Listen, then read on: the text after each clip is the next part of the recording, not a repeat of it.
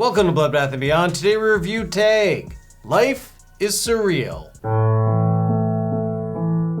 Directed by Sion Sono, who also directed Suicide Club, starring Reina Triendl, Yuki Sakurai, Mariko Shinoda, and Erina Mano. This movie is about Mitsuko, whose life cascades into chaos as everyone around her suffers a gruesome fate while she becomes less certain of who she really is. This is a recommendation from our top donator over on Patreon, Deke. Tag is one of those movies that had a showing at Toronto After Dark a few years back, and I wanted to check it out, and I heard nothing but great things, but had no idea what it was. I had heard of Suicide Club because I know of the infamous train scene, and recently Spooky Astronauts covered it, and I still was not prepared for what we watched today. What did we like? Firstly, I want to say that we are going to get into spoiler territory, but there's not much you can spoil here because I have no idea what the hell we just watched. Things are so disjointed and all over the place that it doesn't matter. We can tell you that certain people die and then they would come back later, so it doesn't matter. The movie's weird. Basically, you're following this one girl around. She's just kind of keeping to herself, and then all of a sudden, all of her friends are dead because the wind cuts a school bus in half and chops everyone she knows literally right in half. And then she walks to school, and then all of a sudden, everything's okay again. It's this idea, kind of like a butterfly effect type of thing, but I like how it presented itself because it did a good job building tension in the sense that you know something drastic is going to happen, but you don't know when it's going to happen. And when it does, the shock value is through the roof because it is beyond extreme. The bus situation was one, and even when they're in the school with the machine guns, or the crocodile, which was a fake out. Not only are you dealing with the main lead, maybe it's all in her head, maybe she's actually jumping from body to body, which throughout the movie she becomes different people, not only in name but also an actress. But she has a commonality because she has her friend Aki, who is hey, don't worry, this is what you're supposed to do, kick the shit out of these people and just keep moving. And she's like, what? And so are we. And so as she jumps from person to person, you're like, okay, based on past experiences throughout this film, everyone around her is about to die, but how and when and why. The why we never figure out, but when the jumps happen, it is pretty cool, and I did like how everything looked and felt, but I still don't get it. Because when you are trying to put it all together, you're figuring out, is she jumping from body to body? What is actually happening? And then at the very end, in the closing shot, it almost makes it feel as though because she kills herself, everybody dies, and then this whole video game realm doesn't happen. So they do at the end kind of try to say that all of these lives are like a video game, and you see potentially the video game creator who wanted to have sex with the lead of the video game, and then you see his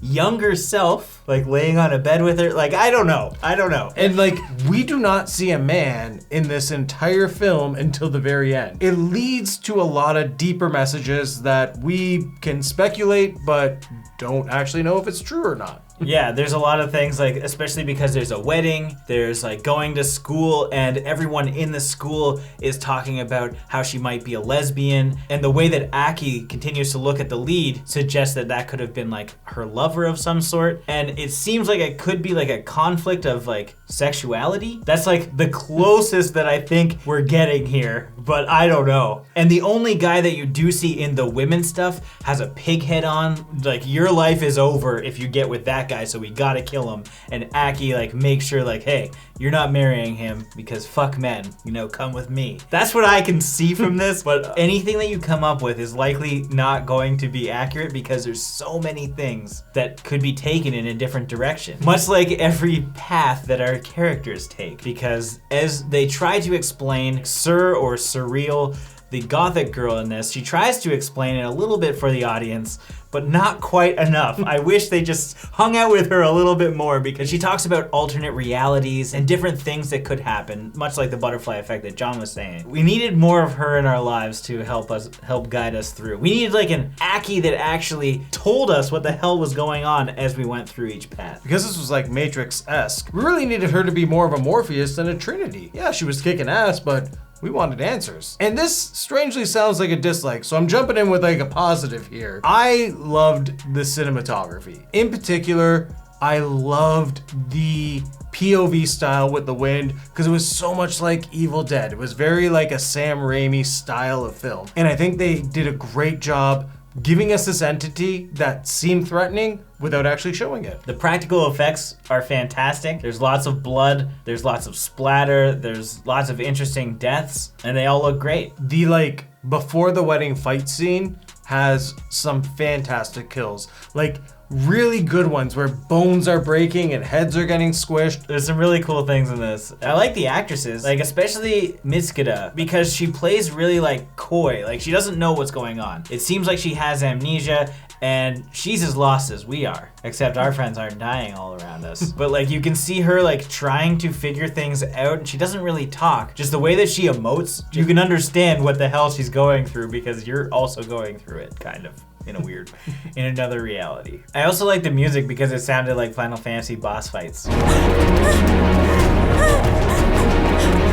Which really adds to that video game element if that's what really happened. He said he like had DNA and he was recreating her, which all seems suspect. I think something else is going on here. I'd also like to point out that the only explained video on YouTube is in Hindi, so I couldn't watch that, and everybody else gave spoiler-free reviews. We tried watching Horror Guru, Spooky Astronauts, Horror Show, a couple other people, and it's just like, even if it wasn't spoiler free, there's no explanation, so I think they were all as lost as we were. Even looking at the reviews like online after, just being like, this is like 10 out of 10 masterpiece because of the bus scene. Well, no, what happens? Like, yeah, like, why? Give us any information. Everyone on the internet says the same thing. Bus scene's the best. 10 out of 10 movie. We gotta get into our dislikes. I didn't like that I didn't know what was happening all the time. So in some cases, I enjoyed that because you're caught off guard with many things. You're like, wait, what? And she's just walking around and seeing half bodies all over the place. That's awesome. Is this real or is it not? That's cool. But we needed some closure, I felt. Like I wanted to know more about what exactly was going on. The fact that they allude to what could be happening, but don't give you that solid answer, you're just sitting there being like, okay, I like the element of surprise. I like trying to solve this, but without actually finding out an answer, I'm not left wanting more. I'm left disappointed. And I'm sure that everything is done exactly how the director wanted it. It's kind of similar to like a Baskin situation. The director knew what he wanted to make and he definitely did it, but I still don't know what the fuck that movie means. And the same is true here. If we're like going into the story, we had this great showdown with like the wind trying to kill everyone. We have a great showdown with the teachers and another one in the wedding where we have everyone just like fighting. But then we get the runner story and nothing bad actually happens. Yeah, that is kind of a letdown because you're almost set up with some kind of expectation and then they change it. Because like they really tried to kind of one up themselves and you're like, well, what can they possibly do next? Nothing. Nothing. They're gonna run. They're gonna get kicked by some girls in leather and chased by a pig guy. They're gonna have a flashback sequence of why they're running, where you think maybe this is where we get our exposition. Nope. Tell us what the fuck is going on. God damn it. And I know that there's gonna be a lot of people that maybe haven't seen the movie commenting like, you don't need to know everything in a movie. Watch the movie and then complain to me. If you know 100% what happened, I don't believe you. I don't fucking believe you at all. Now it's time for our final thoughts and ratings. This was a wild journey. And I would expect no less. Every Japanese film that we have reviewed on the channel has been insane. And I don't say that in a negative way. I enjoy the unpredictability of Japanese film, whether it's completely splatter like Tokyo Gore Police, or if it's like Yakuza Apocalypse and you got frogmen attacking people. This wasn't as extreme like that, but there are definitely moments that will catch you off guard and you're gonna be like, whoa. What just happened and why? The why is what I really wanted to know, but it doesn't take away from my enjoyment of the film. I think it was very well produced. I really enjoyed the acting and I liked going with our characters to see what's happening next. You need to have a very open mind going into this and I would definitely love to know what you think this movie means in the comments. I can't recommend this for everybody, but I personally did enjoy it. So I'm gonna give this 4 glass bouquets out of 5. From a technical standpoint, there really isn't anything wrong with this film. It's beautifully shot. I love just how it presents itself. My biggest issue is with the story because you don't know what is going on. And I like elements of it where it catches you off guard. It builds tension, and then all of a sudden everything goes crazy and you're like, wow, that was awesome. But then afterwards, you're just like, well, what's happening now? I liked all our characters. I think the acting is great. Visually, you're going to enjoy it as a splatterfest, but story-wise, I think it's gonna be hard to digest. And I know this film isn't gonna be for everyone, and by the end of it, I was